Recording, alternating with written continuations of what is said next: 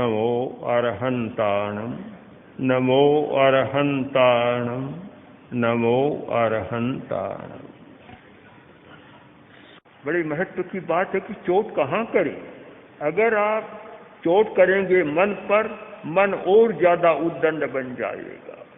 आप चोट करेंगे शरीर पर और वाणी पर, ये और उच्छृंखल बन जाएंगे। चोट कहाँ करें। अगर आपको परिवर्तन करना है, कार खराब हो गई, इंजन खराब हो गया और कार को पुनः चालू करना है, तो चोट कहाँ करें। भाव तंत्र पर चोट करें, भाव शुद्धि का अभ्यास करें, भीतर जाएं। हम कहते हैं भीतर जाओ, भीतर जाओ। भीतर जाने का मतलब भीतर में कोई 10-20 किलोमीटर का स्थान तो है नहीं। कहाँ भीतर जाओगे। आखिर शरीर का कितना है। 1 फुट, कोई भारी हो तो 2 फुट के भीतर आ जाएगा। और भीतर जाए कहाँ। है बार बार सुझाव देते हैं भीतर जाओ, भीतर जाओ, भीतर जाओ। भीतर जाने का मतलब शरीर पर मत रुको, वचन पर भी मत रुको, मन पर भी मत रुको। भाव तंत्र तक पहुंचो, वहां तक जाओ। वहां जाओगे तो तुम्हारी समस्या का समाधान होगा। और मन पर ही अटक गए तो मन तो स्वयं बंदर है, चंचल है।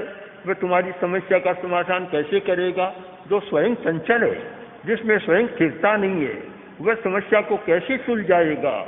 भाव तंत्र तक जाओ और भाव तंत्र को देखो और फिर उसका परिष्कार करो। चोट वहां करो, चोट भाव पर करो, तो तुम्हारा काम ठीक होगा, काम चालू हो जाएगा।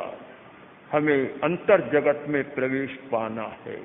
हमारा आध्यात्मिक जगत यह भाव जगत, हमारा धार्मिक जगत भी भाव जगत।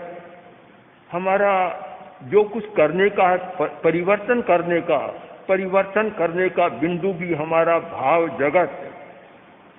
इसलिए प्रेक्षा ध्यान की प्रणाली में मन को मुख्य नहीं माना गया है। यहाँ मुख्यता है भाव तंत्र की। भाव तंत्र का परिष्कार जो शांति केंद्र, ज्योति केंद्र और ज्ञान केंद्र, इन 3 चैतन्य केंद्रों पर ध्यान का प्रयोग कराया जाता है। ये सारे भाव तंत्र के परिष्कार के तंत्र हैं। यहाँ भाव तंत्र का परिष्कार होता है। ज्योति केंद्र पर ध्यान किया जाता है, क्रोध संतुलित हो जाता है। क्रोध एक भाव है, क्रोध संतुलित हो जाता है। क्यों कि ये हमारा स्थान जो कपाल का स्थान है, अग्र मस्तिष्क का स्थान है, यह इमोशनल एरिया, कसाय का क्षेत्र है।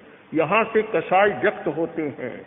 और जब यहाँ हम सफेद रंग का ध्यान करते हैं, पूरे ललाट पर सफेद रंग का ध्यान करते हैं, तो हमारे कसाय शांत होते हैं, क्रोध शांत होता है और भी अनेक भाव शांत होते हैं।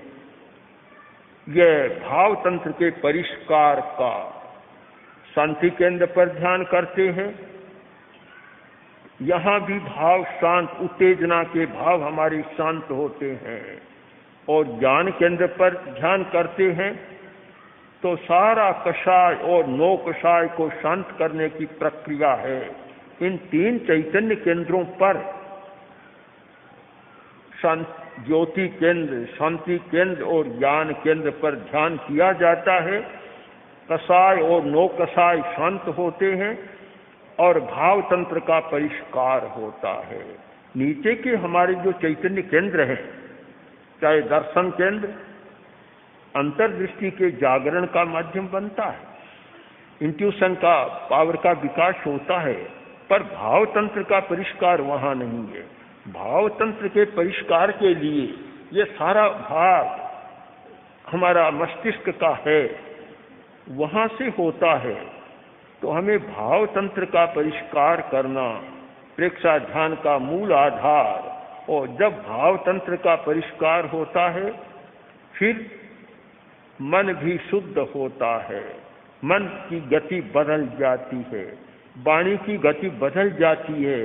फिर उस व्यक्ति के मुंह से कभी कोई कटु शब्द नहीं निकलेगा, किसी की वह निंदा नहीं करेगा, चुगली नहीं करेगा और ईर्ष्या नहीं करेगा। ये सारा बदल जाता है और शरीर की क्रिया भी बदल जाती है, क्योंकि शरीर के जो वेग हैं वे सारे भावों के द्वारा उत्पन्न होते हैं।